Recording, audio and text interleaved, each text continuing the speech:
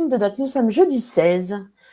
Il est 11 heures et je suis ravie de vous accueillir tous les trois pour parler d'un thème assez important qu'on voit émerger depuis le début de ce temps de confinement slash continuité pédagogique, puisqu'on peut employer ce terme-là, même si on peut y mettre certains bémols. On voit bien là, aujourd'hui, que ce temps de continuité pédagogique est un vaste champ d'expérimentation et de nouveautés pour beaucoup, du côté enseignant et du côté élève. On voit des disparités émerger et on voit aussi émerger une disparité importante dans les pratiques quant aux révisions, nouveaux apprentissages. Alors ce matin, on va essayer d'en parler. On ne va pas apporter une réponse ou la réponse, mais on va essayer de croiser les regards de Romain, Élodie et Bruno, que je vais laisser se présenter, pour essayer de vous trouver des moyens d'arbitrer sur cette vaste question. Alors, pour commencer, je vais bafouiller un peu ce matin. Romain, je vais te laisser te présenter. Romain Bourdel, donc je suis prof de physique-chimie au collège Château-Double à Aix-en-Provence. Et puis voilà, je suis aussi dans l'association Inversons la classe, je suis aussi formateur à la DAN d'Aix-Marseille. Voilà. Et prof à 100%, quoi. J'ai mes 9 places et tout. Ouais. Est-ce que tu peux juste dire dans quel contexte tu es, REP, pas REP, et en une ou deux phrases dire le bilan aujourd'hui de l'accompagnement Donc moi je suis dans un tes élèves. collège à Aix-en-Provence. Alors c'est pas un collège REP, c'est un collège qui a un public, on va dire 2 tiers qui vient du quartier populaire d'Aix, qui est le quartier du Jas de Bouffant, et un tiers qui vient d'un village voisin plutôt CSP+. Donc on a un public assez hétérogène. Ce qui ressort là des 3 semaines, puisque là on est sur une semaine de vacances sur Aix-en-Provence, ce qui ressort donc de ces semaines-là, c'est que effectivement on a quand même une grosse disparité en termes, alors on va dire sur 2 plans, hein. Grosse disparité au niveau, on va dire infrastructure informatique, c'est-à-dire appareils, connexions, etc. Donc ça c'est un premier plan où on voit qu'il y a des limites qui peuvent être assez vite atteintes quand on travaille sur des choses à distance avec le numérique. Et le deuxième volet, c'est à mon sens le plus important, c'est l'hétérogénéité au niveau de l'accompagnement dans la cellule familiale, quoi. C'est-à-dire que autant on peut avoir des élèves qui sont très accompagnés par les parents, parce que les parents ont fait des études, parce que les parents sont à l'aise, etc. Et puis, on a aussi des familles où c'est très difficile parce qu'on a des parents qui, pour certains, parlent pas, enfin, n'écrivent pas, ne lisent pas le français, ou alors on a des grandes fratries, et donc forcément, les parents se retrouvent confrontés à devoir faire cours à 3 ou 4 enfants de niveaux différents. Donc, tout ça, en fait, c'est vrai qu'on pouvait le toucher un peu du doigt quand on était en classe. Mais là, ça rejaillit, je dirais, de manière d'autant plus forte que forcément, comme on demande à faire que des choses à la maison, on se rend très très rapidement compte de ces disparités-là. Et on voit du coup émerger le premier hiatus de cette classe à distance, c'est que de faire reposer notre système scolaire sur le tout partenariat avec les parents qui ne sont pas enseignants, c'est un vrai premier hiatus. Merci beaucoup pour cette présentation. Élodie, je te laisse te présenter. Bonjour, moi c'est Élodie, donc je suis directrice d'une école élémentaire en REP en Île-de-France. En fait, moi j'étais un petit peu comme Romain, on est dans un secteur qui est quand même, alors moi, très précaire, donc l'accès au numérique très compliqué, beaucoup de capacité, voilà, d'accompagner leurs enfants, donc on est dans toutes les limites qu'on a pu évoquer, et je vais en évoquer une autre qui, voilà, dont on parle pas beaucoup, aussi tous ces enfants de cadres dont les 2 parents travaillent toute la journée et sont pas dispo. Alors moi, ça touche pas forcément le public de mon école, mais voilà, il y a aussi ces enfants-là. Il y aura aussi de la disparité, je pense, au sein des écoles avec un public plus favorisé. Ouais, merci beaucoup effectivement pour cette précision. C'est vrai qu'on peut vite cloisonner les choses et cette contrainte est une vraie contrainte. Merci Elodie. Oui, bonjour. Bruno Donc Bruno de Vauchel, chroniqueur au Café Pédagogique, mais surtout ancien enseignant, ancien formateur, ancien enseignant du supérieur. Content de voir une petite fille qui est là, qui elle a l'air de bénéficier d'un Bah, confinement confortable. c'est la star d'être prof. Ah ouais, c'est ça. Prof à la maison, c'est pas mal aussi parfois. Hein. Voilà, donc moi je m'intéresse effectivement à cette question parce que je la suis en tant qu'observateur, chercheur, chroniqueur, commentateur, parce qu'effectivement en ce moment il se passe quelque chose de très très intéressant. Et comme vous le disiez les uns les autres, et dans ce que disait Elodie tout à l'heure à propos des cadres, ce que disait Romain à propos des élèves en difficulté, la question c'est qu'on a découvert qu'une classe c'était hétérogène. Première chose. Deuxième chose qu'on a découverte, c'est que, et je l'avais dit à propos de l'inversion pédagogique, c'est que ça va pas de soi, le travail à la maison ne va pas de soi. Mais jadis, Philippe Mérieux avait écrit un petit bouquin sur les devoirs à la maison où il avait déjà signalé toutes ces questions-là. Ce qui est terrible, c'est que l'intérêt de la situation, c'est que c'est un révélateur de situations qui existaient, mais que on n'avait pas aussi bien signalé que dans cette situation actuelle. Voilà. Ok. Oh, merci beaucoup pour cette présentation. Romain, ta fille a des fans, donc les fans veulent savoir comment s'appelle ta fille. Et on reviendra au sujet après. Mon micro, il a remis, oui. Bon, non, je l'ai remis. Mes j'ai enfants remis sont ton confinés, c'est bon. Ma fille s'appelle Marion, voilà. Mais la dernière fois, vous avez eu les 3. Hein, donc... Oui, exactement. La dernière fois, on a eu les 3, effectivement. Mais c'est très bien. Je trouve que c'est une vraie réalité et prenons-la en compte. C'est très, très bien. Alors, après vos présentations qui nous permettent un peu d'identifier vos 3 contextes qui vont se croiser, on va essayer de faire des allers-retours durant l'émission entre le terrain et la pensée un peu systémique qu'on peut en avoir et le regard un peu global qu'on peut avoir sur cette question. On va partir de la réalité de ces programmes et des examens. On va voir comment cette situation de classe à distance met en difficulté les enseignants et les élèves.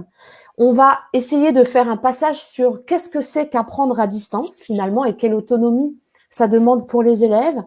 On va un tout petit peu parler de l'évaluation, mais on la gardera pour une émission dédiée la semaine prochaine sur l'évaluation, parce que c'est un gros sujet, donc on l'effleurera, mais on rentrera pas en profondeur là-dessus.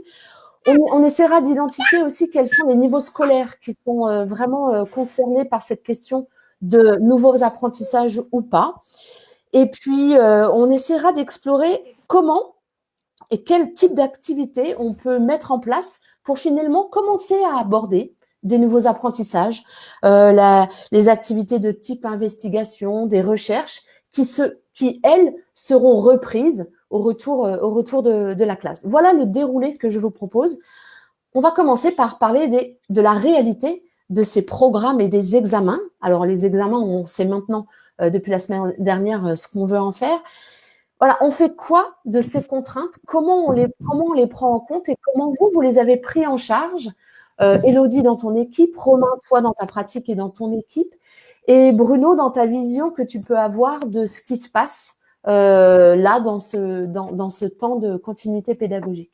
On va commencer par Romain, si vous voulez bien. Après, on va passer du terrain et puis on remontera vers le plus systémique, si vous voulez bien. Oui, non, simplement, je voulais préciser qu'on ne remonte pas. Hein.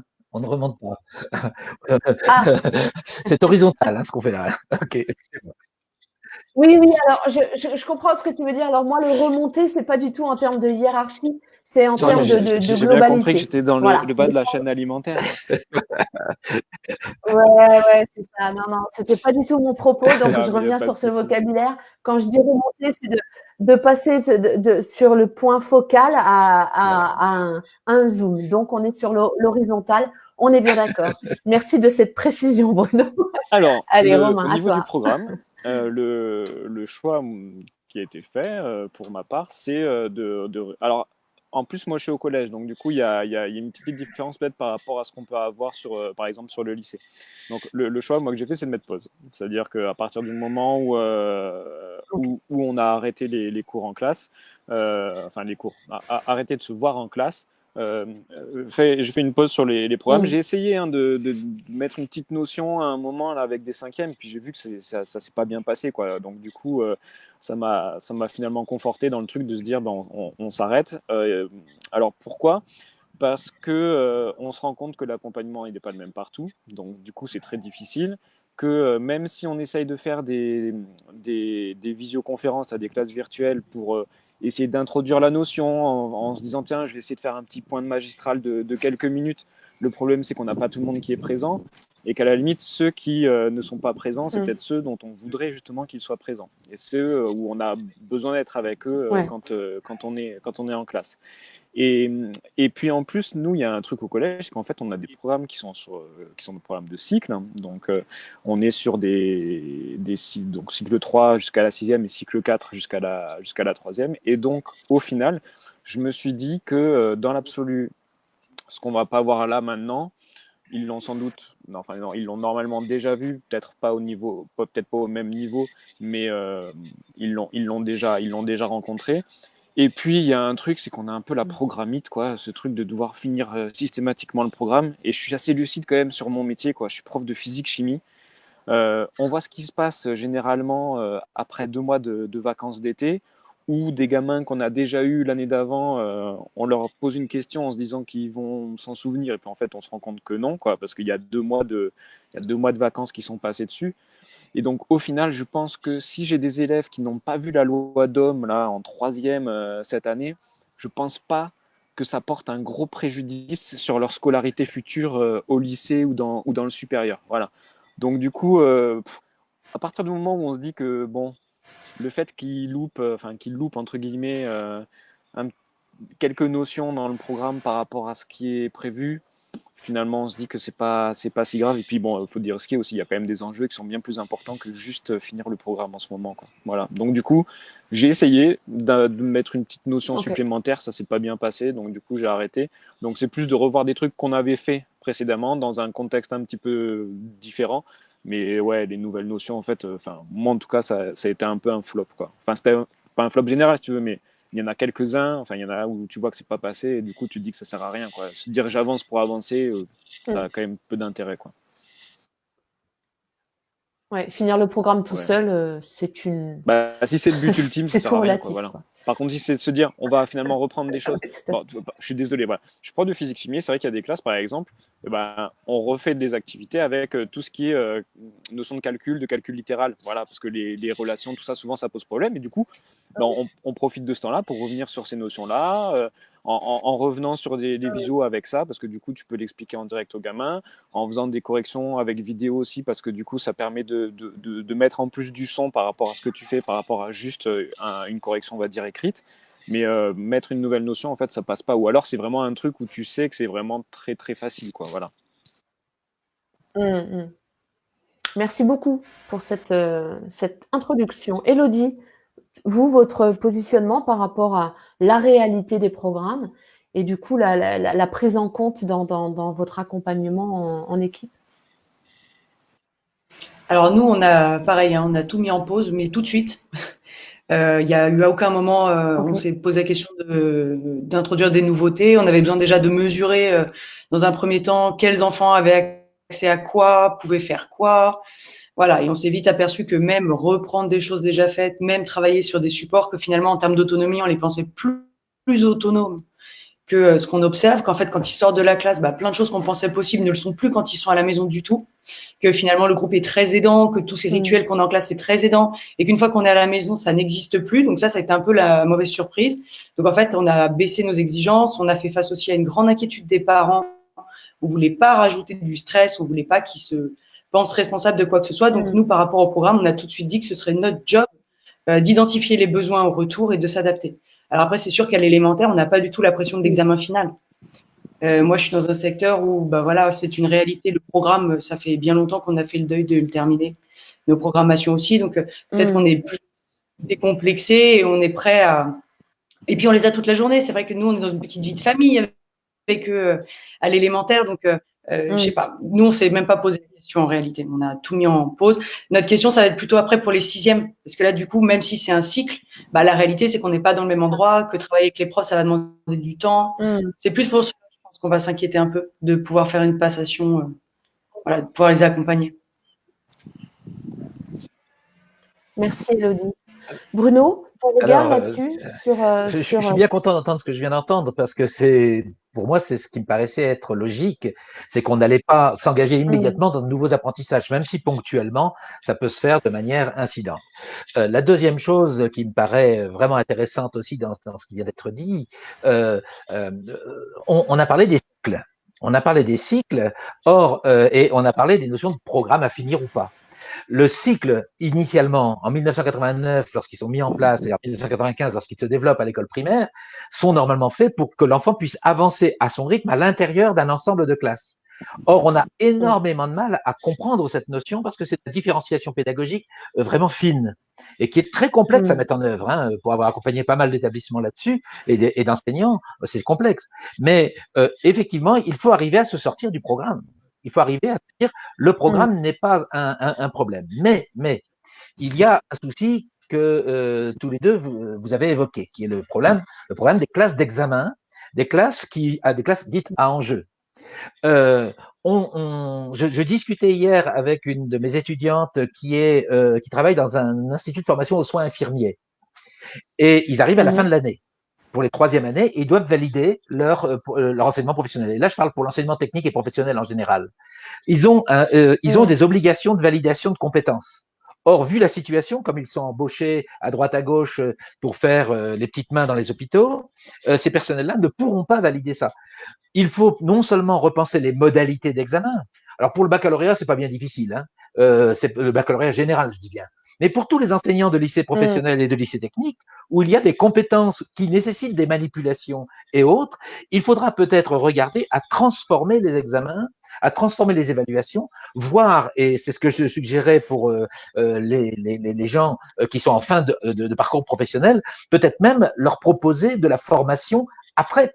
C'est-à-dire leur dire, on valide on valide votre diplôme, et je dis bien le diplôme, mais on sait que vos compétences ne sont pas complètement, donc on vous offre, on vous impose, je dirais même, une formation post-diplôme pour vous assurer d'avoir bien vu cela.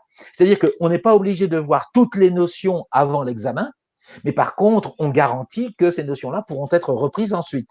Alors, ce qui est vrai dans le monde professionnel pur, je dirais, de l'enseignement supérieur, ce qui est le cas des infirmiers, des IUT, etc., ça l'est moins dans les lycées professionnels classiques, et encore, dans la mesure où on pourrait peut-être le retravailler en lien avec les fédérations professionnelles, par exemple. Hein. Mais sinon, non, ne nous attachons pas au programme. Par contre, moi je l'avais dit et j'interrogerai volontiers Élodie et Romain là-dessus, c'est la notion de progression dans les apprentissages. Comment vous maintenez une sorte de progression dans les apprentissages? Alors Romain nous a donné une piste en appelant de conforter les apprentissages antérieurs, mais peut-être vous allez plus loin, pas dans le programme, mais dans la progression de la dynamique d'apprentissage. Je garde cette question sur après.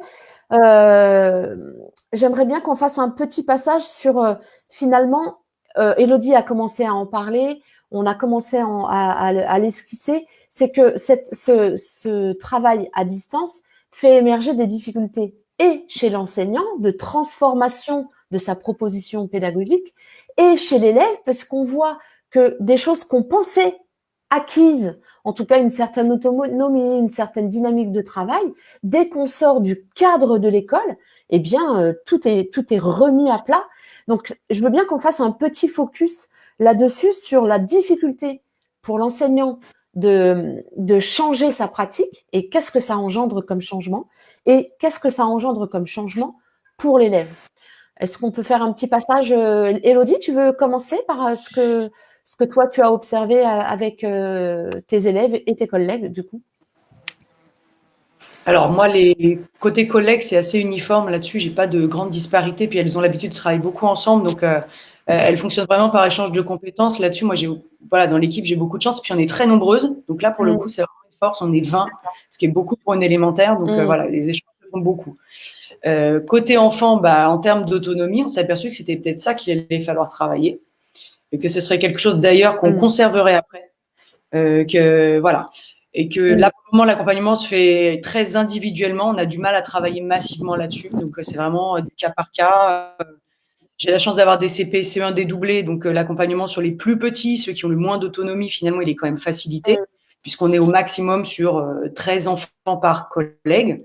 Et après, quand on monte dans les niveaux, elles individualisent complètement, à la demande des parents ou pas. Alors, il y a quand même des enfants dont on a, comme disait Romain tout à l'heure, hein, donc ceux-là, par contre, on ne peut pas travailler. Oui, tout à fait, ouais. Merci beaucoup, Élodie. Romain ? La question d'autonomie, parce que je l'ai vu passer dans le chat avec ce côté frustrant de ne pas pouvoir répondre, et du coup, je me disais, il faudra quand même qu'on revienne dessus, parce qu'il y avait une personne qui disait, finalement, l'autonomie, alors attends, je remonte un peu, est-ce que ce manque d'autonomie en dehors de la classe, il n'est pas révélateur d'un problème d'autonomie qui serait masqué en classe? Je pense que ce qui est important dans cette notion d'autonomie, en fait, c'est le cadre. C'est-à-dire que quand on regarde un élève, si on regarde dans un collège, on a des gamins, ils sont dans une certaine salle de cours et puis en fait sont agités ou quoi. Et puis quand ils passent la porte du CDI, d'un seul coup, comme quand on va dans une bibliothèque, hop, le gamin il est capable de se réguler tout seul. Là, ce qu'il faut bien comprendre, c'est qu'en fait, les gamins, ils sont dans un cadre qui n'est pas du tout le même pour tout le monde, avec des logements qui ne sont pas les mêmes pour tout le monde, des fratries qui ne sont pas identiques. Et puis, on parlait de l'accompagnement des parents, avec soit des parents qui sont démunis, qui ne peuvent pas aider. Quand je dis démunis, c'est démunis au niveau, on va dire, scolaire, hein, qui ne peuvent pas aider, ou des parents qui ne sont pas disponibles parce qu'effectivement, comme disait Élodie, ils télétravaillent et donc ils peuvent pas aider les élèves. Et donc, du coup, on se rend compte qu'effectivement, l'autonomie, c'est quelque chose qui s'acquiert, mais c'est quelque chose qui s'acquiert et qui fonctionne aussi dans un cadre donné. Et Élodie, elle est PE, et donc c'est, je dirais, presque d'autant plus mis en avant avec tout ce qui est rituel, etc. Nous, justement, la discussion qu'on a eue au tout début avec les collègues, c'était de faire en sorte qu'il n'y ait pas une multiplicité d'outils différents. Pourquoi ? Parce qu'il fallait essayer d'être assez homogène, on va dire, dans ce qui était proposé aux élèves, pour faire en sorte que justement l'autonomie, on va dire, de l'outil, elle s'acquiert le plus rapidement possible. Donc la question, ça a été comment est-ce qu'on échange avec les élèves, comment est-ce qu'on leur distribue le travail, comment est-ce qu'on récupère le travail, pour faire en sorte que ce soit on va dire le moins compliqué possible pour les élèves, pour faire en sorte que finalement, je suis désolé, ça fait peut-être du bruit, j'ai du vent, pour faire en sorte que finalement voilà, les freins ils soient seulement entre guillemets des freins en termes d'accompagnement à la maison, ou des freins, on va dire, de gamins qui ont des soucis. Voilà, on sait d'habitude qu'ils ont du mal à travailler, mais que justement tout ce qui puisse être lissé le plus possible le soit. Voilà.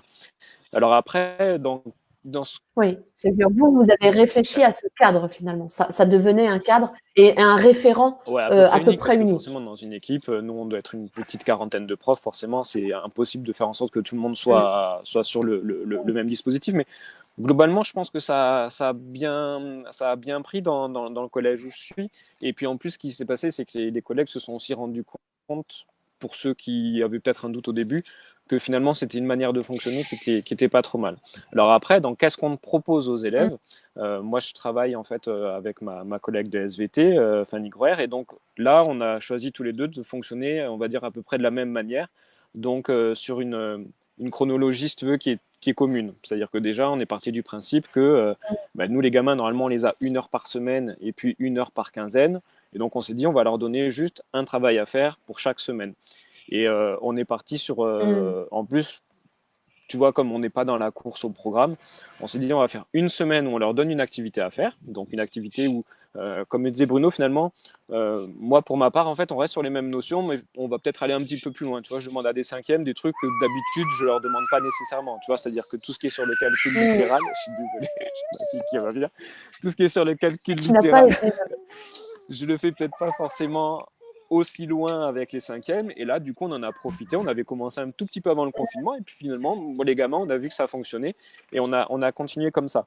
Et puis donc une semaine on leur donne l'activité, puis une semaine où on va travailler plutôt sur la correction de l'activité, et avec à chaque fois un point rendez-vous où on les voit en visioconférence, et on se rend compte que finalement ça a pas trop mal marché, mais parce qu'on était deux. parce qu'on est deux à travailler en commun. C'est déjà le cas quand on est en présentiel. Et là, en distanciel, on s'est dit que c'était intéressant justement de garder une même routine, quoi. Où, si tu veux, les classes virtuelles, en fait, ce qui se passe, je suis désolé, je prends juste une minute. En fait, les classes virtuelles, ce qui se passe, c'est que on fait comme en classe. En classe, en fait, nous, quand on a des dédoublements, au lieu que Fanny prenne le groupe 1 et que moi je prenne le groupe 2 puis qu'on échange, en fait, on reste tous dans la même salle. Et puis, c'est les profs qui intervertissent, tu vois, à la fin de la séance. Ou alors, des fois, on fait carrément des activités qui sont communes. Et là, on s'est dit, en classe virtuelle, on va faire pareil. On prend, du coup, 2 classes. Donc, on prend par niveau pour que ce soit plus simple. Donc, on prend tous nos quatrièmes, tous nos troisièmes. Et puis après, on part chacun dans un groupe et puis on échange. Et du coup, si tu veux, ça permet de faire un accueil à deux aussi pour les gamins, un truc bête, mais leur demander comment ça va, savoir si au niveau du travail, finalement, c'est jouable ce qu'on leur donne, s'ils ne sont pas avec vraiment beaucoup de choses à faire pour qu'on puisse moduler. Et puis après, dans notre temps de visioconférence, ça peut être un temps où on fait un petit truc magistral de quelques minutes, ou ça peut être de répondre à des questions. Tu vois, les troisièmes, j'aurais même demandé qu'ils me posent des questions sur des trucs qu'ils n'avaient pas compris depuis le début de l'année, par exemple, tu vois, parce qu'on était avant les vacances. Voilà, pour revenir sur ce genre de notions-là. Voilà. Mais vraiment, la clé, je pense, Elodie, elle dit la même chose, c'est vraiment d'arriver à travailler en équipe. Et ça, c'est pas évident parce qu'on peut avoir peut-être, c'est très caricatural, mais soit des équipes où ça discutait pas et où ça discute pas non plus. On en parlait tous les quatre avant que ça commence.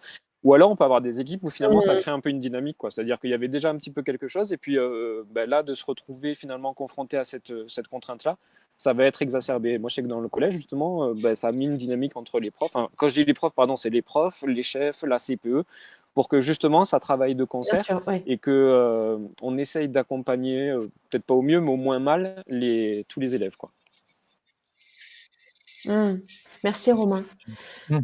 Bruno, ton regard justement sur la difficulté rencontrée par les enseignants quand on passe à distance comme ça, et du coup peut-être alors pas des profils, mais en tout cas des généralités qui peuvent être intéressantes à entendre, et ce que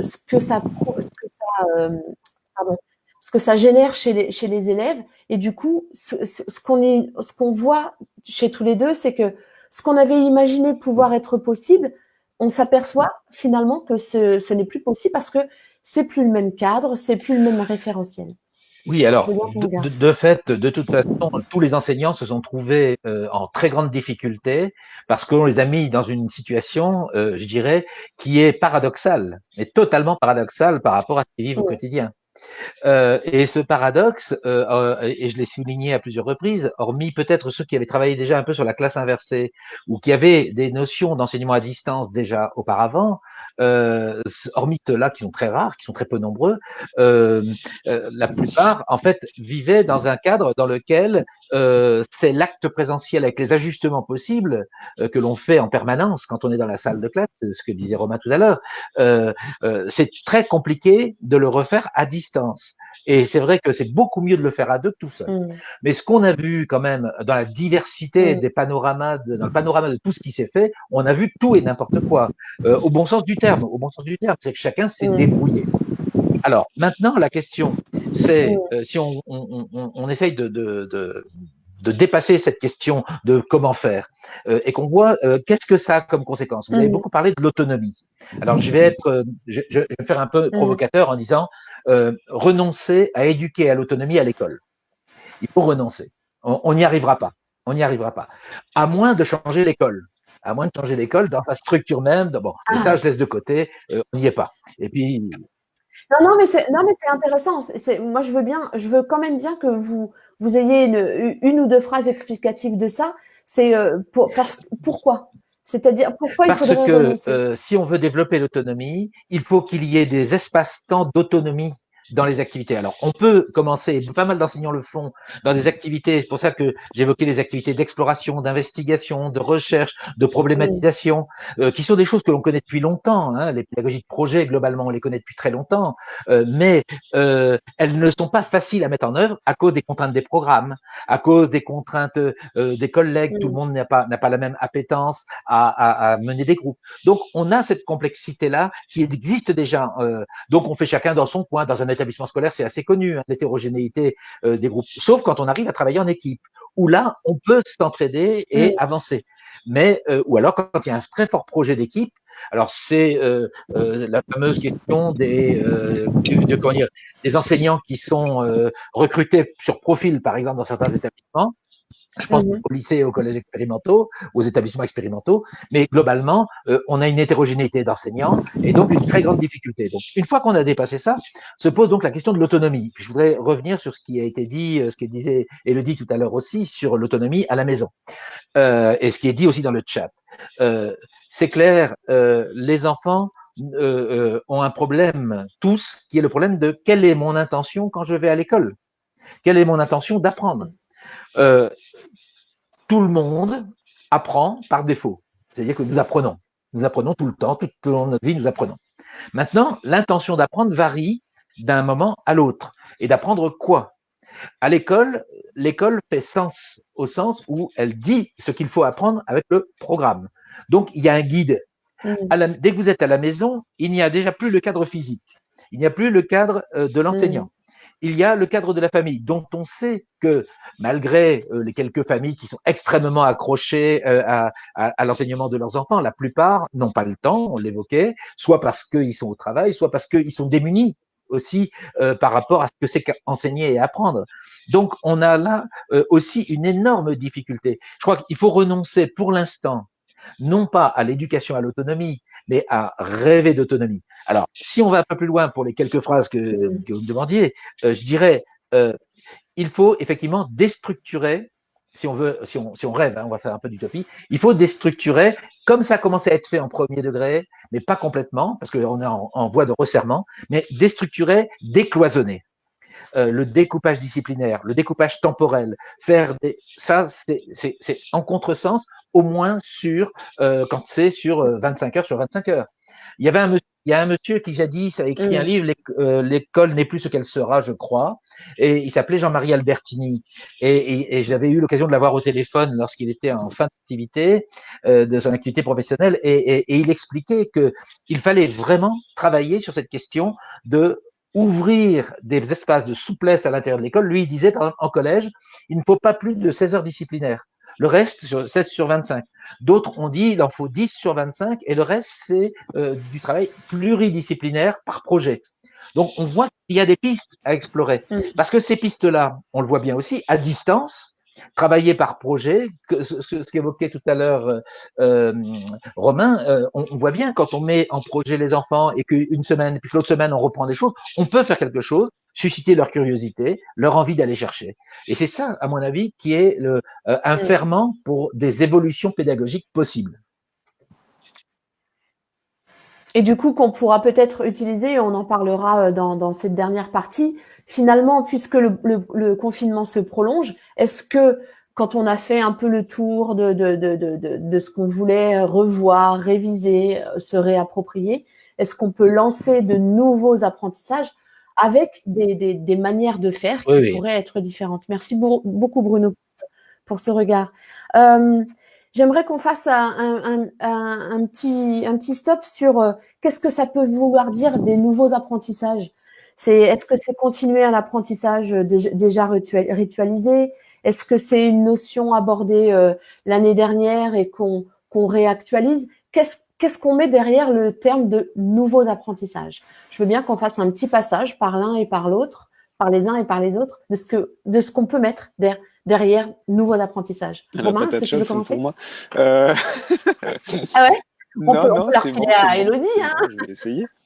Mais, en fait, nouveaux apprentissages. Alors, déjà, la question de est-ce que déjà ça va être un apprentissage? Est-ce que les élèves vont vraiment retenir quelque chose de ce qu'on va faire? Mm, Donc, ça, c'est une première tout à fait. question parce que c'est très difficile à mesurer. Moi, je suis pas, je suis pas un fanat de l'évaluation à distance, on va dire. Mm, Parce qu'il y a toujours cette difficulté de savoir dans quel contexte est-ce que ça a été fait. Parce que, enfin, bon, après, c'est un point de vue très personnel, hein, mais même une évaluation mm, formative à distance est toujours très délicat parce que on ne sait pas dans quel cadre ça a été fait, on ne sait pas à quel moment ça a été fait. Est-ce que ça a été fait juste après, par exemple, une activité? Est-ce que ça a été fait d'une manière, comment dirais-je, indépendante? Est-ce que ça a été fait tard, pas tard? Est-ce que ça a été fait avec beaucoup de bruit autour? Enfin, voilà, c'est très délicat. Je trouve que c'est très difficile d'arriver Tout à fait. à jauger ça. Et puis, nouveau, voilà, qu'est-ce qu'on fait dans le nouveau? Est-ce que c'est, par exemple, pour moi, une notion qui est nouvelle, ou est-ce que on va aller un petit peu plus loin? C'est assez délicat. Et en plus, je pense que même si on essaie de mettre en place des choses pour que les élèves ils continuent quand même à travailler, au final, je pense que avec mes élèves, je vais partir du principe presque pendant cette période, il s'est pas passé grand-chose, quoi. Parce que mes élèves jouent quand même majoritairement le jeu. Je sais qu'on les félicite, nous, avec Fanny, pour tout ce qu'ils font. Mais au final, même si on a l'impression, même si on récupère des travaux des élèves, même s'ils sont présents pendant les visioconférences, au final, est-ce qu'il va vraiment rester quelque chose?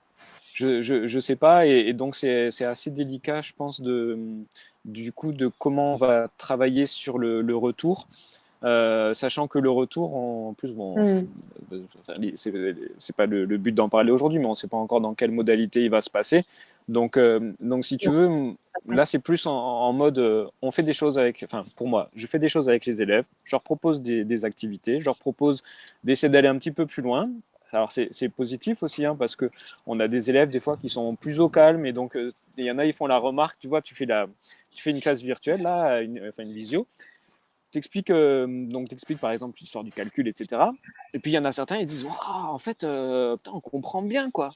En 5 minutes, on a bien compris. Alors, bon, tu sais pas s'il a vraiment bien compris, mais tu lui expliques, ben ouais, en fait, ce qui se passe, c'est quoi? C'est que là, tu vois, je peux parler, je suis pas arrêté, toi, t'es tout seul, t'es tranquille, t'es dans ta chambre, etc., t'es au calme, et donc effectivement, des fois, ça peut mieux passer. Maintenant, est-ce que ça va vraiment rester après? Je sais pas. Donc, du coup, je pense que moi, le choix, je pense que je vais faire, c'est quand on va se revoir, en espérant qu'on se revoit quand même, c'est en fait de reprendre les choses et un peu comme si, ben voilà, pendant 2 mois, il y avait eu une coupure, un peu comme les grandes vacances. Mais je pense pas que ce soit possible, mais encore une fois, c'est un point de vue personnel, hein. Je pense pas que ce soit possible de partir du principe que pendant cette période, même si ce terme de continuité pédagogique ne me plaît pas trop parce que finalement on n'a pas l'impression tellement de continuer les choses. Pendant cette période-là, ben, les élèves, ils ont été tous dans des situations tellement différentes les unes des autres et des situations qu'on ne connaît pas et qu'on ne peut pas toucher du doigt si on n'a pas appelé les parents ou quoi. Alors moi, c'est pas comme Elodie, j'ai presque 300 élèves, donc on les appelle pas tous. Mais du coup, partir du principe que ben, pendant cette partie-là, c'est un peu pas comme si c'était rien passé, mais en termes d'apprentissage, on va revenir presque au même stade que ce qu'on était mi-mars, là, quand on a dû se quitter. Mais encore une fois, c'est un point de vue très personnel, hein. Ce que j'entends de ce que tu dis, Romain, et que finalement il faudrait peut-être préciser, c'est que est-ce qu'il n'y a pas une confusion dans nos discours et même dans nos pensées entre l'apprentissage, c'est-à-dire apprendre quelque chose, et ça peut être un savoir-faire, un savoir-être, ou un savoir, et du coup on confond peut-être apprentissage avec une notion nouvelle. Par exemple, je suis en CP, est-ce que je vais aborder de nouveaux sons? Donc c'est une notion très académique, très scolaire.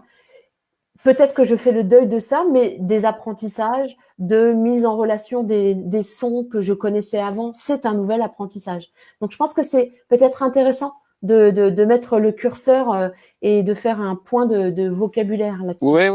Oui. Voilà. Mais si tu veux, bon, après, moi, je sais que personnellement, moi, ce qui me manque le plus, en fait, c'est tout ce qui est interaction entre les élèves. Parce que dans la manière de fonctionner, tu vois, dans ma salle de classe, dans notre salle de classe avec Fanny, en fait, une des choses qui a vraiment changé la manière de fonctionner, c'est d'avoir des tableaux au mur, quoi. Et en fait, c'est vrai que ce qui manque, c'est toutes ces interactions entre élèves qui, même si on peut tenter avec les classes virtuelles et tout, enfin, moi personnellement, ça marche pas parce que ça bifurque très rapidement sur d'autres trucs. Parce que autant en classe, des fois, tu peux passer, puis t'entends qu'il y a des discussions qui sont pas des discussions sur l'activité, mais tu fais le choix de te dire, ils discutent 2 minutes et puis après ils se remettent au boulot. Là, le truc, c'est que ça fait 1 mois et demi qu'ils se sont pas vus quasiment, et donc forcément, ils ont plein de trucs à se dire. Donc du coup, Moi, j'ai pas essayé. Enfin, voilà, je sais que les quelques fois où ils ont eu un peu Ouais. le truc où ils pouvaient discuter entre eux parce qu'ils avaient le micro, ça partait un petit peu dans des trucs où ils disent bon, faut arrêter. Alors pour le Ouais, coup, ils ouais. jouent le jeu, hein, c'est-à-dire que tu leur demandes d'arrêter, ils s'arrêtent, c'est pas un souci. Peut-être qu'au lycée, la problématique est différente. Moi, je vois qu'il y a des collègues de lycée, là, enfin, du coup, surtout en physique-chimie, ceux avec qui j'échange, qui mettent en place du travail de groupe et tout, qui peuvent faire des séances d'une heure où les gamins ils vont travailler, etc. Mais je pense qu'on est quand même aussi sur un public qui est assez différent, quoi. Voilà. Mais effectivement, après, qu'on soit bien Mmh. clair, j'ai pas dit que les gamins n'allaient rien apprendre. Ils vont apprendre plein de choses pendant cette période. Par Non, contre, non, c'est non, clair tout à qu'on fait. sera pas sur du. C'est Ça fait ça. super vieux ce que je veux dire, du savoir académique, quoi. Voilà. Mais c'est clair qu'il y a Ouais, beaucoup de choses mais je pense que c'est qui vont être intéressant de développées. faire Voilà. la Et tu vois, un truc différence. bête. Des sixièmes, je leur demande de me faire une carte du système solaire. Donc, ils avaient une petite recherche à faire, etc. Par Mmh. contre, j'aurais dit, c'est open bar, faites ce que vous voulez. Et donc, du coup, ce qui s'est passé, c'est que j'ai même des parents qui m'ont envoyé des photos de leurs Mmh. gamins en Mmh. train de faire le truc. Alors, ils m'ont fait des trucs jolis, ils avaient zéro contrainte. Voilà, ils ont pu travailler sur d'autres choses. Mais c'est clair que je pense qu'il faudra qu'on. Enfin, je pense que le retour, il va être assez important de bien le mettre en place. C'est-à-dire, comment est-ce qu'on revient et puis qu'il y ait aussi un travail qui soit fait dans les équipes. Sur justement comment est-ce qu'on va pouvoir faire le retour des élèves, quoi. C'est-à-dire se mettre autant on a pu essayer de se mettre Tout à d'accord fait. sur comment on va fonctionner pendant cette période-là, autant je pense que ça va être important aussi de se mettre d'accord sur comment est-ce qu'on va pouvoir revenir en cours. Comment Voilà. ouais, tout à fait. Donc, Merci beaucoup. Et en fait, ce qui vient d'être soulevé vraiment me semble très, très intéressant, la différence entre les savoirs académiques des fois, dans notre vocabulaire, on englobe comme étant les apprentissages, alors que les apprentissages, ils sont pas seulement sur ces savoirs académiques. Et du coup, peut-être profiter de ce temps hors classe et hors cadre de faire et on peut d'autres faire plein de apprentissages. physique-chimie en Élodie, faisant de la cuisine, hein, par exemple. très clairement. Ouais, tout à fait. Et Elodie, vous avez mis quoi, tu mets quoi derrière ce terme nouveaux apprentissages, justement? Alors, nous, il y a tout ce qui est justement la prise en main de ton travail, etc. Le fait que ce soit accompagné personnellement, alors, en fonction des possibilités des familles, ça permet à chacun, finalement, d'établir. Parce que ce qu'on dit, c'est que pour plus tard, ce qu'il faudra, c'est qu'on soit en capacité d'apprendre seul et de se former seul. Finalement, là, c'est une occasion en or pour les enfants de mieux se connaître eux-mêmes, de mieux connaître leurs possibilités et d'apprendre à s'organiser avec ce dont ils disposent. Donc, c'est vrai que c'est en ça que je trouve qu'à l'élémentaire, c'est une chance de pouvoir communiquer avec chacun des enfants. C'est-à-dire qu'on arrive à réguler ça et finalement, Mmh. chacun se connaît un petit peu mieux. Donc ça, c'est, par exemple, pour moi, c'est quelque chose de nouveau. Ça compte dans ces nouveaux. Et finalement, c'est super. Après, ce que tu disais, le fait qu'on puisse faire Mmh. effectivement plein d'apprentissages par des billets détournés, moi, ça, je le fais. On a un site internet où moi, je leur propose tous les jours une activité qui est complètement décrochée, qui n'est pas du scolaire, il n'y a pas de son, de maths ou de tout ça, mais où on va être obligé de lire, d'appliquer la consigne, effectivement, faire de la cuisine, faire du yoga, faire de l'art plastique, etc. Donc, finalement, les enfants découvrent qu'ils peuvent travailler comme ça et on le formule comme ça aux parents. C'est-à-dire qu'ils voient vraiment. Donc, ça aussi, c'est quelque chose de nouveau et de Mmh. super qu'on peut tirer de cette situation. Et après, le fait d'avoir une gradation dans la nouveauté, ce que je trouve intéressant dans ce que tu vois dans Mmh. ça, c'est que ça permet d'établir les possibles avec l'équipe et finalement de trouver plus ou Mmh. moins une ligne de conduite. Après, on en discute en équipe et puis chacun garde sa liberté pédagogique évidemment, mais ça permet en tout cas d'avoir une espèce de culture commune sur cette nouveauté et la manière dont on va en discuter. Et finalement, ça commence même avant, puisque avant Mmh. la nouveauté, la révision pure, la reprise, voilà, ça démarre encore au-dessus. Et donc, ça permet, moi, je trouve ça intéressant quand on Mmh. réfléchit en équipe de grader voilà ce qu'on va attendre ou pas. En sachant que moi, clairement, j'ai opté comme Romain, il n'y a pas de nouveauté. Et même, par exemple, alors c'est vrai qu'il y a beaucoup d'activités ritualisées à l'élémentaire, par exemple, apprendre de nouveaux mots. On a la liste depuis le début de l'année, on a une méthode d'apprentissage, et puis du coup, on va apprendre de nouveaux mots. Ça, on continue de le faire, on continue de travailler la méthode, mais est-ce que quand on va revenir en classe, on va même estimer que ces mots, ils sont acquis? Je ne pense pas. Par contre, les sons en CP, c'est vrai que ça paraît quand Mmh. même compliqué, mais il y a une logique. Donc, ça permet d'un petit peu Mmh. d'organiser ce qu'on peut attendre ou pas des enfants, surtout. Très bien. Ça, c'est clair. Est-ce que Bruno, tu as quelque chose à ajouter justement sur ce terme de nouveaux apprentissages on a commencé à mettre le curseur, voilà, les savoirs académiques, les savoir-faire, la méthode. On voit bien finalement qu'il y a plein d'apprentissages en dehors de ces savoirs Alors, il y a académiques? des choses relativement simples à dire là-dessus, et Romain l'a abordé tout à l'heure, et Elodie aussi. Effectivement, la question, et le mot qu'a employé Elodie, qui est le mot culture, me paraît intéressant, c'est que nous travaillons au développement d'une Mmh, culture à l'intérieur de laquelle il y a des sommes mmh, d'apprentissage très très variées à faire. Il y a les apprentissages que l'on qualifie d'académiques, qui sont ceux qui sont encadrés par des programmes et qui sont évalués dedans. Et puis, il y a tous les autres apprentissages. Il y mmh, aurait un danger énorme à séparer les deux, à ne pas faire de lien entre les deux. Et un des problèmes chez les mmh, enfants les plus en difficulté face à l'école, c'est justement, alors que ce soit école, collège, lycée, c'est cet écart entre ces apprentissages qu'elles peuvent faire de la vie, je mmh, dirais, hors, qu'on appelle les apprentissages informels, par rapport aux apprentissages formels.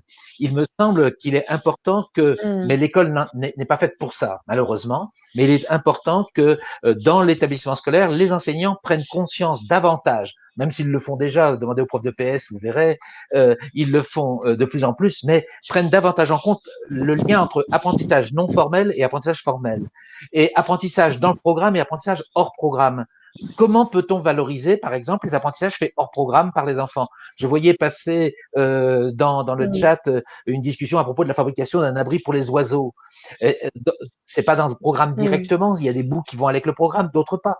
Et qu'est-ce qu'on va valoriser dedans? Comment on va le faire? Alors, il y a actuellement dans le monde plus de la formation des adultes une réflexion qui est issue au départ des travaux sur les portfolios et qui maintenant et les compétences et qui maintenant se développe du côté des ouais, open badges. Badge et open badge, c'est-à-dire la mmh, validation de compétences d'abord qui ne sont pas formalisées a priori.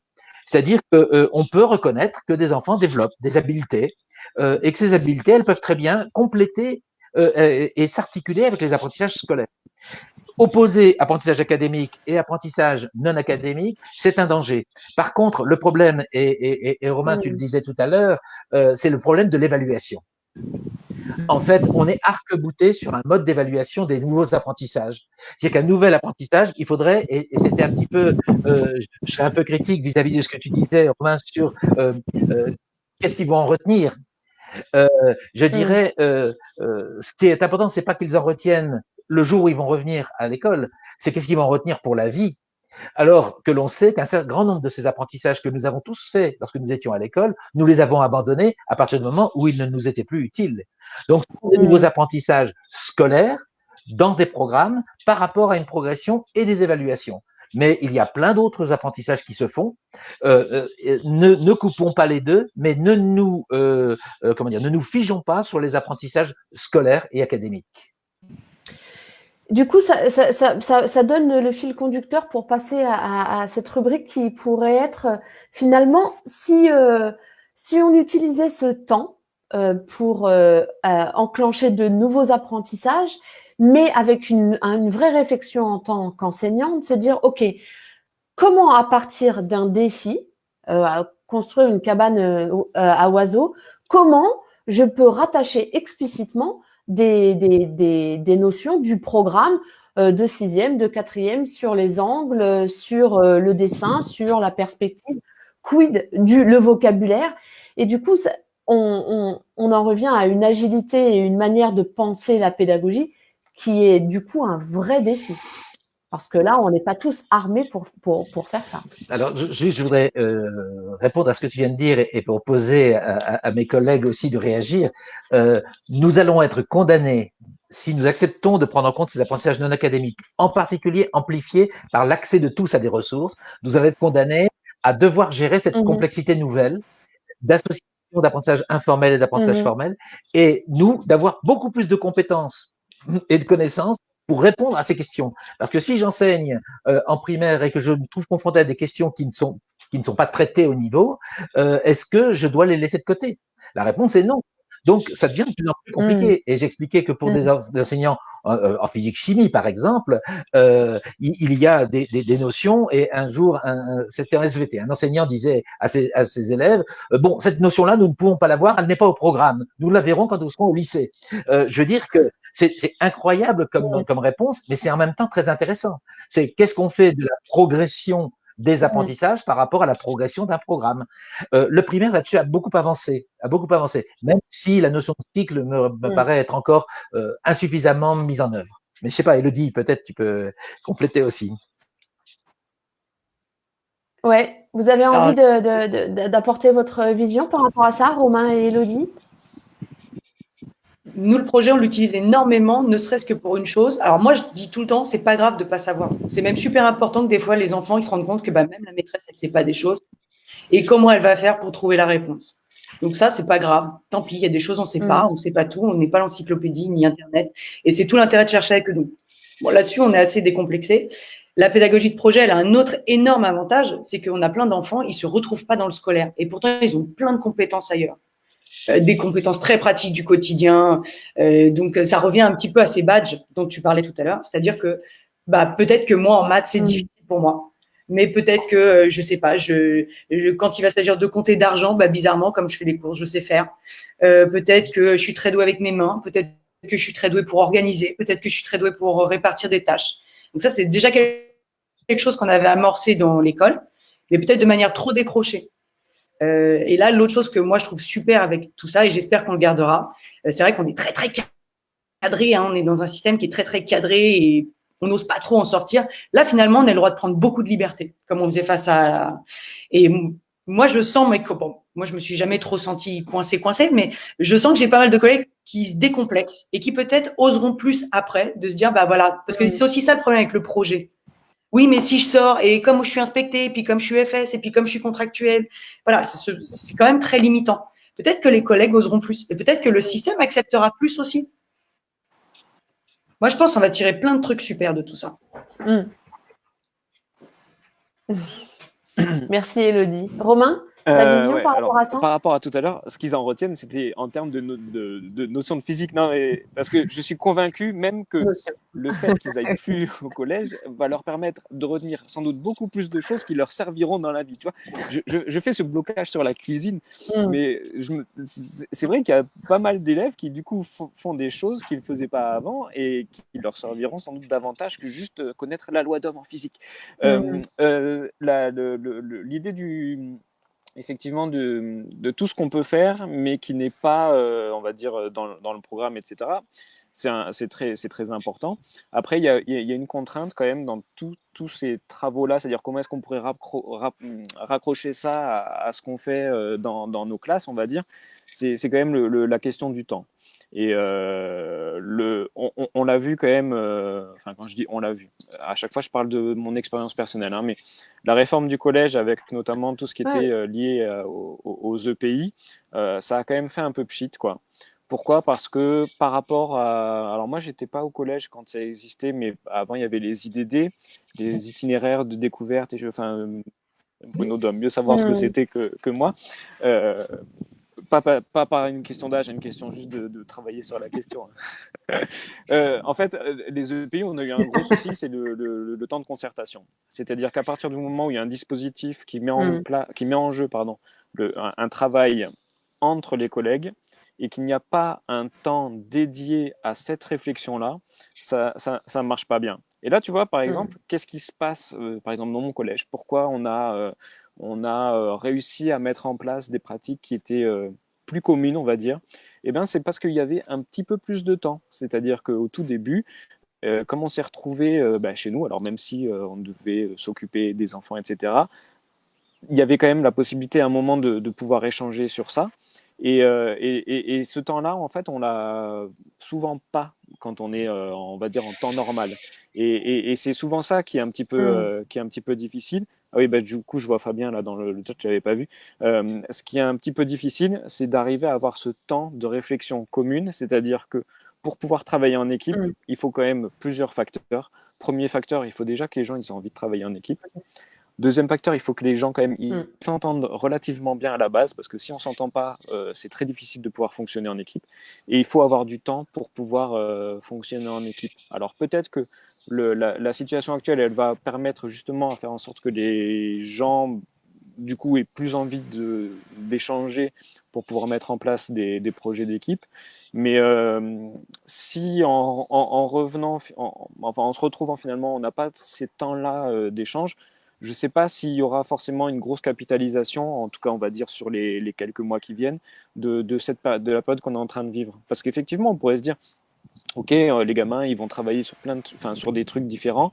Alors après, il y a aussi quelque chose, c'est que, par exemple, l'histoire de l'abri pour les oiseaux, on a aussi des contraintes, c'est qu'il y a des gamins, ils sont dans un appartement qui est peut-être pas très grand, ils sont 4 enfants, et donc forcément, eux, par contre, ils vont pas pouvoir forcément s'impliquer aussi bien. On est toujours sur ce problème-là, c'est que à partir du moment où on est sur un temps qui est un temps en dehors de l'établissement, il y a une masse de contraintes qui viennent se mettre en place et sur lesquelles on n'a pas la main.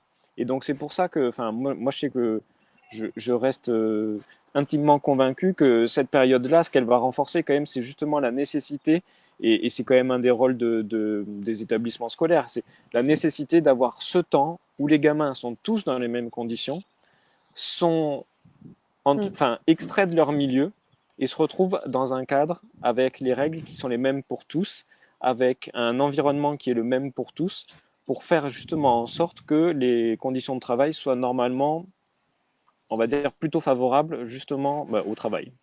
Ma phrase est super. Et à partir du moment, c'est très clair. De ce cadre-là, c'est très difficile. C'est-à-dire qu'effectivement, on peut se dire, c'est très bien de leur demander un projet, de faire des recherches, etc. Sauf que qui dit recherche, moi, je me suis retrouvé avec une maman au téléphone, et ils étaient plusieurs enfants, ils n'avaient pas plusieurs ordinateurs, et donc c'était de rôle, etc. Et à un point où finalement, on se retrouve où j'ai dû dire à maman vous oubliez le collège. Pendant 2 jours, il n'y a plus de collège pour l'élève. Parce que, en fait, ce qui se passait, c'est que non seulement il y avait un problème de rupture scolaire, mais il risquait d'y avoir un problème de rupture familiale, en fait, entre la maman et la fille, quoi. Et donc, à un moment, est-ce que le jeu, il en vaut vraiment la chandelle? Voilà. Donc, c'est toujours très délicat, pour moi, de proposer, de se dire, on va proposer des choses en dehors du temps scolaire, parce que justement, on est sur des contraintes sur lesquelles on n'a pas la main. Alors quand je dis pas la main, c'est pas une volonté de tout contrôler, qu'on soit clair, c'est justement de se dire que on connaît pas les contraintes qui sont mises en jeu, et donc du coup ce qu'on peut recevoir en termes d'investissement des élèves, on peut se dire mais lui il a rien fait ou quoi, sauf qu'en fait on sait pas du tout ce qui s'est passé. Moi j'avais une élève, elle était à l'hôpital, alors pas du tout pour le Covid, mais elle s'est retrouvée hospitalisée, et du coup ils étaient 4 frères et sœurs à la maison à devoir un peu se gérer, parce que la maman elle était à l'hôpital pour être avec sa fille, et le papa lui devait bosser. Donc du coup on a plein de choses comme ça dont on n'est pas forcément conscient tant qu'on n'a pas été mis au courant. Et donc c'est vrai que c'est toujours très délicat les projets, on va dire, qui sont faits en dehors du temps de classe. Voilà. Je voulais juste, merci Romain, je voulais juste revenir sur ce que tu disais sur le travail d'équipe.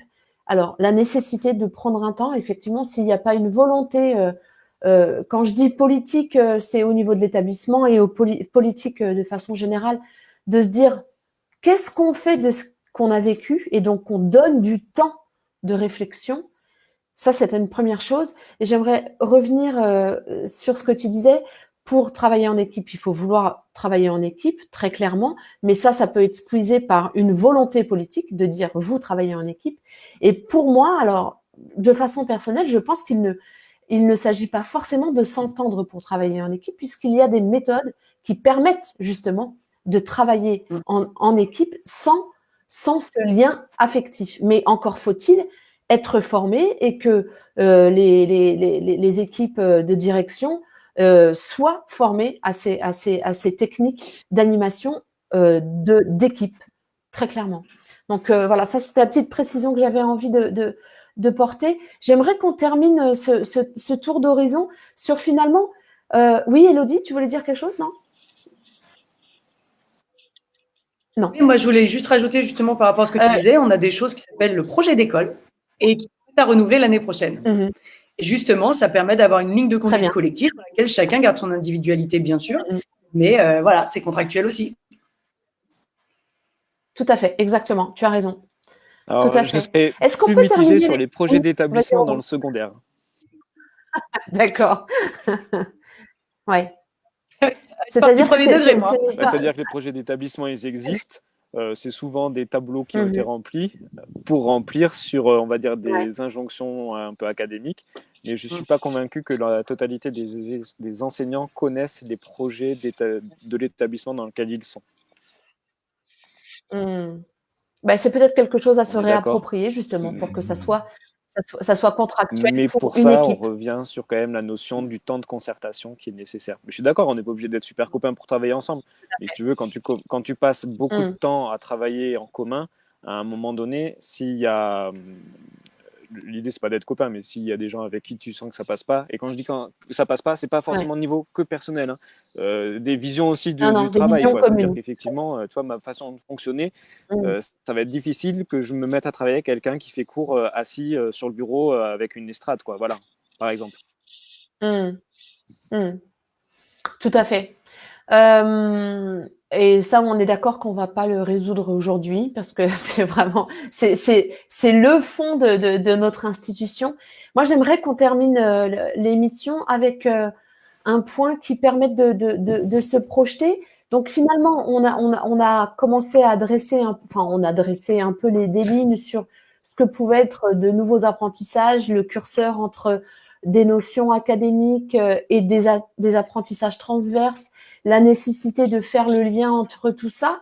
Donc, quelle pourrait être la ligne qu'on peut se donner sur cette dernière période de 4 semaines qui se profile devant nous? Alors, on va partir de vos expériences, Romain et Élodie, et peut-être toi, Bruno, de la vision que tu as par rapport à ça. Donc, Romain, je te propose de commencer. Alors, je suis désolé, j'étais en train de dire en même temps le message. Donc, en fait, c'est qu'est-ce qu'on peut ressortir de tout ce qui est. C'est ça. Étant donné voilà, on a placé le curseur, nouveaux apprentissages ou pas nouveaux apprentissages.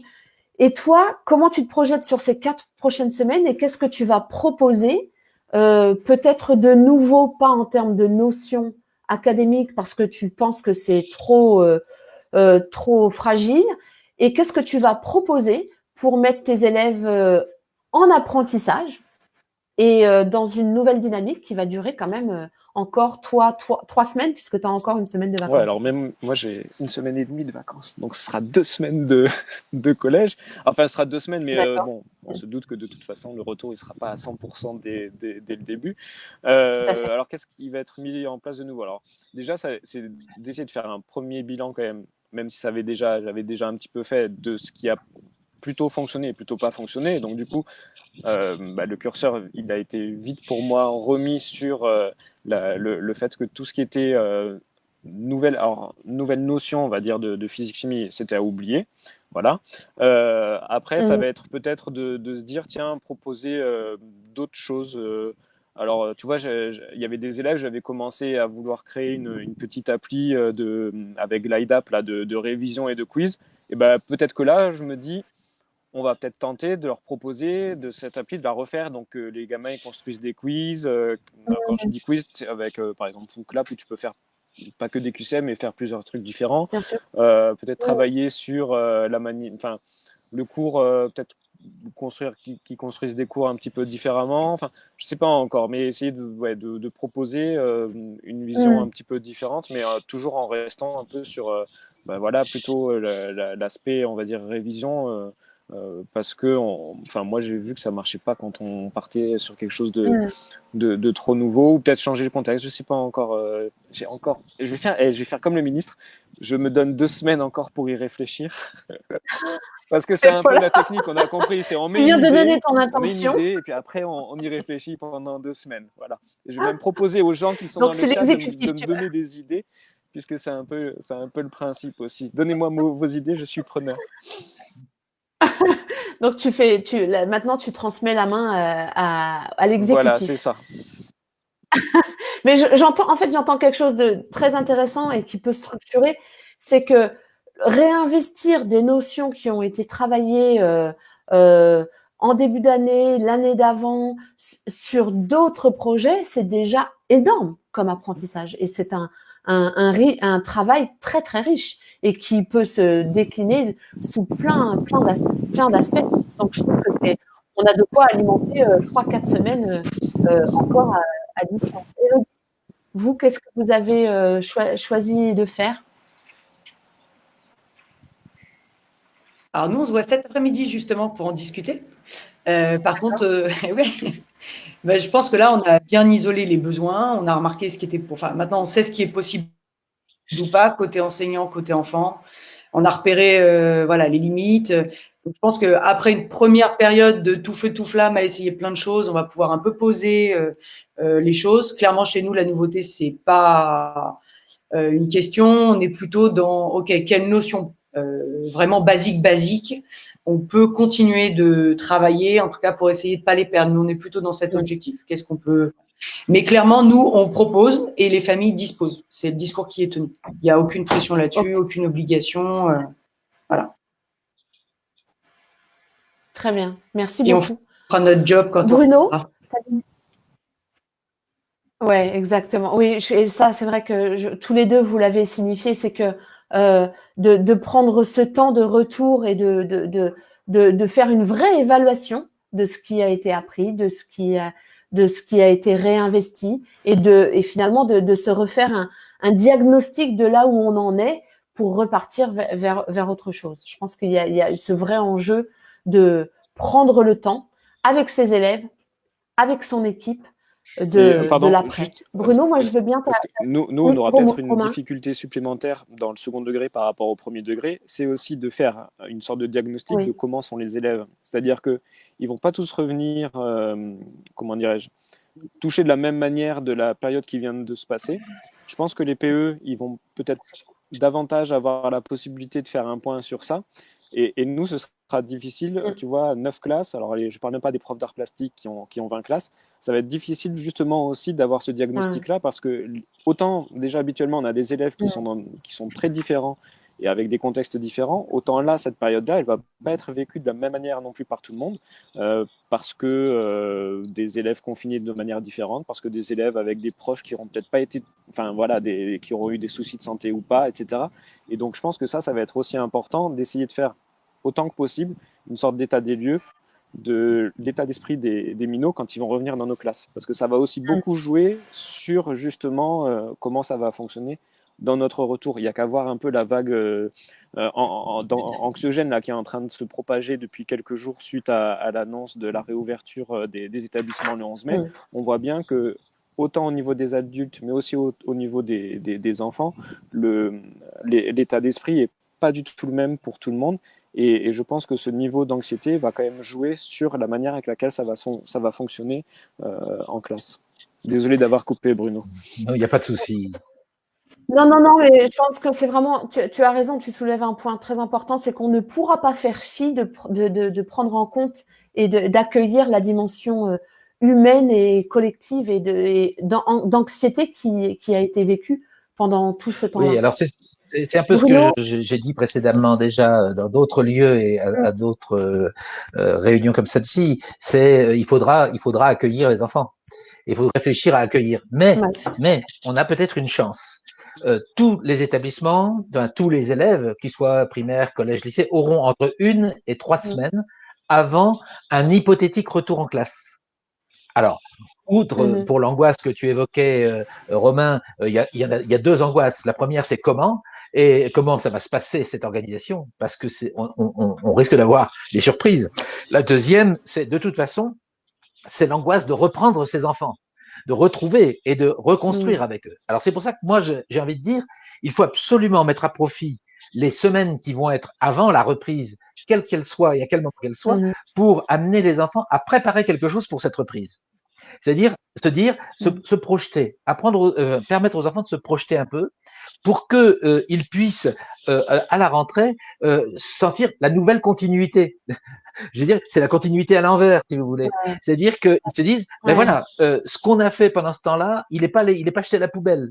Contrairement à ce que certains ont cru parce que c'était pas évalué, c'était pas noté.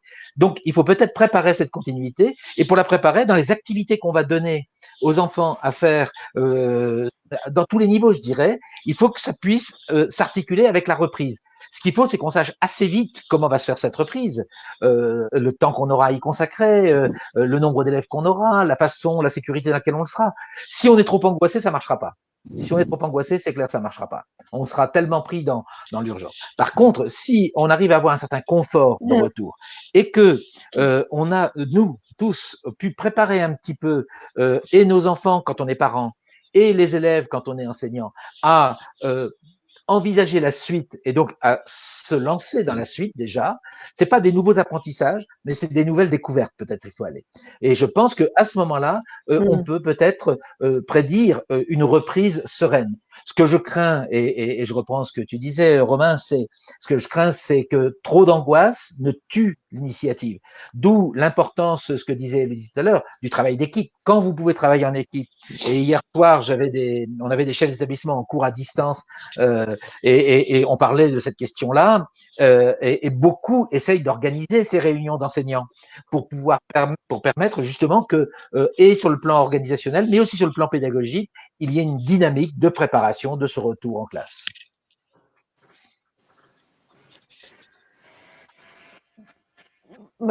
Très bien, tu viens de synthétiser ce que je venais de prendre en note. On sent bien finalement qu'on est à la croisée des chemins et là, il va falloir se retourner.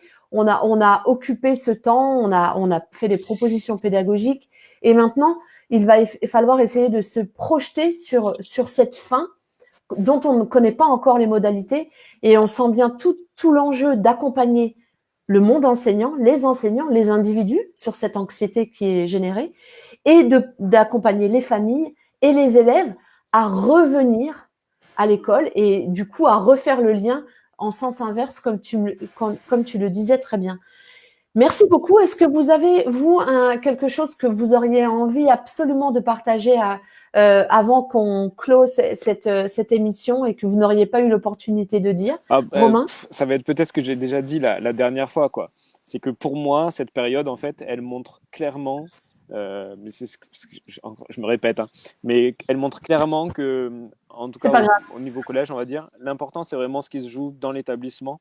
Et que moi, ça me conforte encore plus vraiment à faire en sorte que le travail soit fait dans l'établissement pour justement diminuer les risques éventuels les problèmes d'inégalité, quoi. Et je pense qu'il va y avoir des états généraux du numérique, il va y avoir toute cette réflexion-là qui va avoir lieu, mais je pense que clairement, ce qui pour moi ressort quand même de cette période, c'est que justement, l'important, c'est ce qui se joue je veux dire à l'école avec le grand E, quoi, c'est-à-dire école, collège, lycée, etc. Et ce qui se joue en présentiel. Et que même s'il y a beaucoup de choses qui sont mises en place sur le distanciel, même s'il y a beaucoup de choses qui sont testées, qui sont souvent les choses visibles, tu vois, quand on parle de classe inversée, tout de suite on pense à la vidéo de cours et tout, sauf que généralement ça c'est 5% de ce qu'on fait, et les 95% d'autres c'est ce qui se joue en classe, c'est-à-dire que moi ce qui a le plus changé c'est ma salle, avec une salle qui ressemble clairement pas à une salle de physique-chimie comme je pouvais l'avoir quand j'étais élève au collège, quoi. Et que justement ce qui est vraiment très important c'est le rôle de l'enseignant, mais le rôle de l'enseignant avec ses élèves dans la classe et aussi les interactions qu'il y a entre les élèves qui sont des interactions qu'on a perdues. C'est-à-dire que là, on est très souvent sur des interactions qui sont très descendantes parce que le format, il est dans ce sens-là et que le côté horizontal dont parlait Bruno tout à l'heure entre nous ici, mais ce côté horizontal, il est très difficile à mettre en place sur le distanciel, en tout cas à l'heure actuelle, et que justement, même si on nous a, même si les MOOC, même si les vidéos de cours, même si l'intelligence artificielle, tout ça, peut-être qu'un jour ça sera une chose qui sera très, très répandue, on va dire. Je pense que la période actuelle montre que pour le moment, ce qui fonctionne quand même, c'est quand on est avec nos élèves dans la classe, quoi. De rien. Merci beaucoup, Romain. Élodie? Moi, je voudrais vous dire de prendre soin de vous et de faire attention aussi parce que le mieux est l'ennemi du bien. Nos élèves, ils ont besoin qu'on soit en forme et on peut vite vraiment s'épuiser parce que c'est un chantier énorme et que je pense qu'on est tous, pour une grande partie d'entre nous, passionnés par tout ça. Mais nos élèves, ils vont aussi avoir besoin quand on va revenir qu'on soit en forme. Il va falloir qu'on soit en forme pour accueillir ce qu'on va trouver sur place et on ne sait pas comment. Et que peut-être que pour une fois, quand je disais on va prendre des libertés et sortir du chemin, et bien peut-être que pour une fois, on aura vraiment le courage de commencer par prendre soin des uns et se rendre compte qu'il y a plein d'autres choses qui sont peut-être prioritaires, qu'un son avec une semaine de retard, c'est pas si grave, et que voilà, moi j'aimerais que vous preniez soin tous de vous. On en va tous en avoir besoin. Merci, Élodie. Oui, Bruno? alors je vais reprendre ce qu'évoquait tout à l'heure Romain. Je pense qu'il ne faut pas faire des états généraux du numérique, mais des états généraux de l'enseignement en situation de crise. Parce que si on n'en fait que sur le numérique, et en plus pour dégager ce qui est positif, ça n'aura aucun intérêt. aucun intérêt. Ça ne fera que relancer une querelle sur le numérique est-il utile ou pas.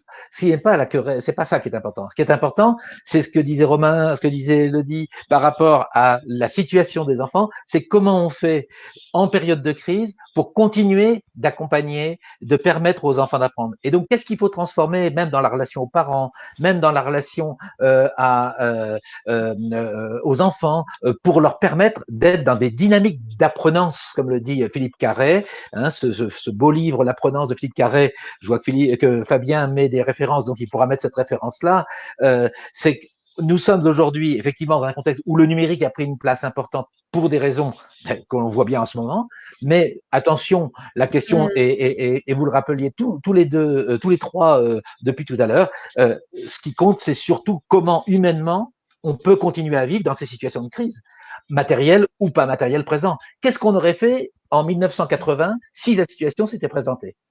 À cette époque-là, j'étais enseignant en lycée professionnel. Je peux vous dire que ça aurait été un beau bazar aussi. Voilà.